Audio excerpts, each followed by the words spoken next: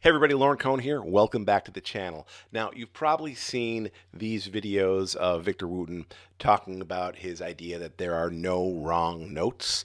There's one that he did at the NAMM show a few years ago, and then he recently did one clarifying what he was talking about. These videos have kind of gone viral. If you haven't seen them, I've linked to them in the description below.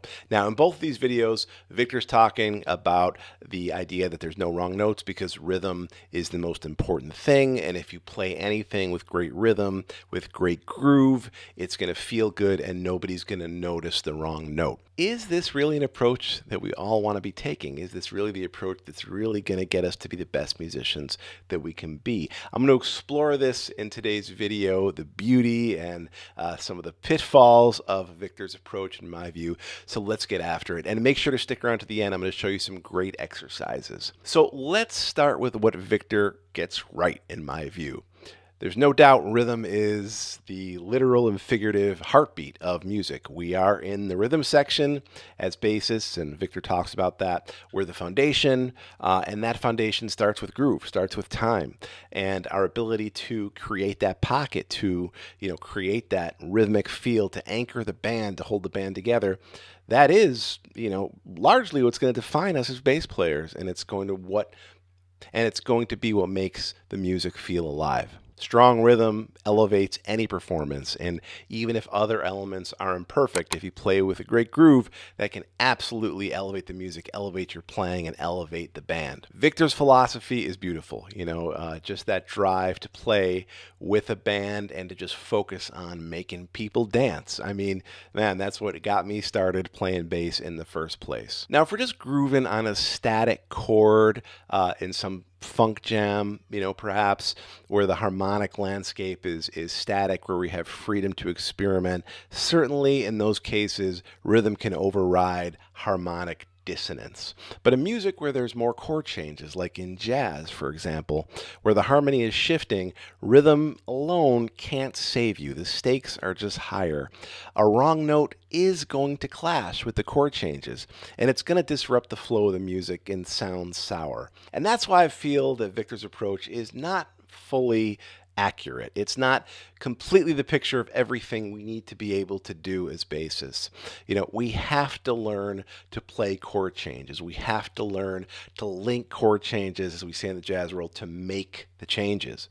Our job as bassists isn't just to anchor the groove. It's also to define and anchor the harmony. We're not just rhythm players. We're also the harmonic glue. And if we ignore the chord changes, if we can't deal with the chord changes, the entire structure of the music is going to fall apart. And this is, of course, critically important for our soloing as well. Our role as bassists is to anchor the chord changes as well as the rhythm, and that harmonic anchor, that harmonic role cannot be ignored. So there you have it. I don't think Victor's approach gets at the whole picture of what we need to be able to do as bassists. We really have to learn the rules before we can break them. And here's the thing, that takes time, that takes work. No amount of rhythm can save you if you're consistently playing notes that clash with the harmony. If it doesn't sound intentional, it's going to sound wrong. Bottom line, as I just said, we have to learn the rules before we can break them. There are wrong notes, in my view. We need to develop a deep understanding of harmony and our role in outlining it. So how do we get to that point? How do we practice making the changes? How do we practice linking chord changes? We start by practicing out of time. When you're learning a tune or working on a set of chord changes, I want you to start by just playing to a sustained static chord. Take it one chord at a time. So for example, let's say we're working on a standard like All the Things You Are. You're going to take each chord and explore those chord tones and extensions out of time, understanding them, singing them, exploring, hearing them, feeling them, making it automatic, like this.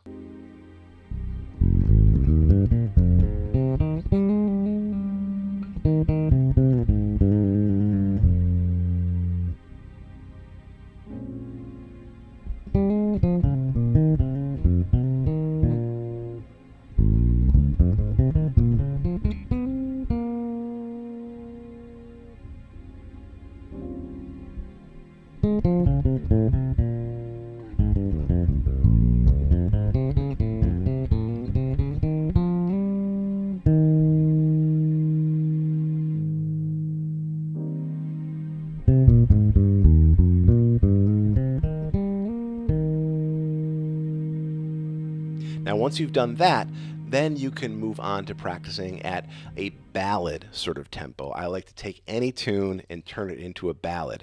Around quarter note equals 60 beats per minute, around there. Even the fastest tunes, especially the fastest ones, we want to slow them way, way, way down, starting by turning them into ballads. This is going to help you to hear the changes and ensure that you're not just skating over the harmony.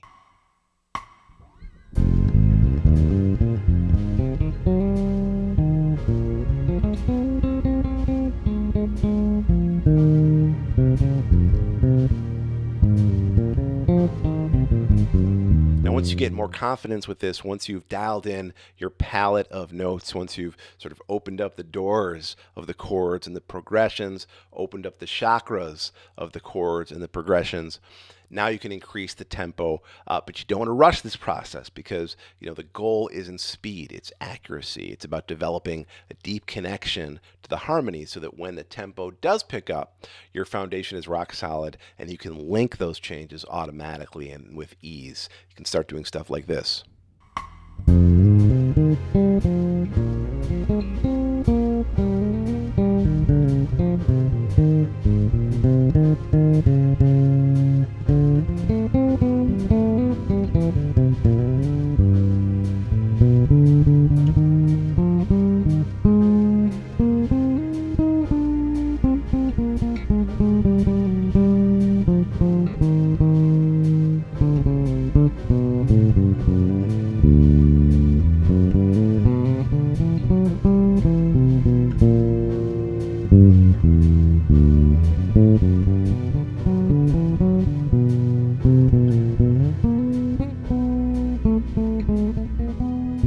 When you get to this point, this is really where the magic happens, when rhythm and harmony start to work together seamlessly, when you've mastered the palette of notes that you want to use, and then you can start taking more rhythmic chances with the music. So to sum it up, I think that Victor's idea that there are no wrong notes is a beautiful sentiment. And for the masters like Victor, those who have mastered rhythm and harmony, it's absolutely true. But for the rest of us, it's a bit more complicated. Our role as timekeepers and groovers is absolutely essential, but so is our role as the harmonic anchors, as the harmonic glue.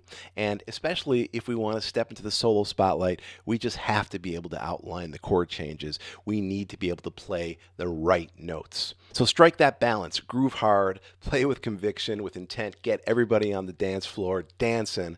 But I really feel that we need to be able to dial in the right notes. When we can lock in the harmony and the rhythm, that's when the magic happens. So learn the rules before you break them. Let me know what you think about this in the comments below. Do you think everything I've been saying is wrong? Do you agree with what I'm saying? Do you think that Victor is absolutely right, that rhythm is everything? Let me know in the comments below what you think. I really want to hear your thoughts about this. And if you want to dig deeper into my approach for the right notes, for finding the right notes when we're playing on chord changes, especially using arpeggios, click here.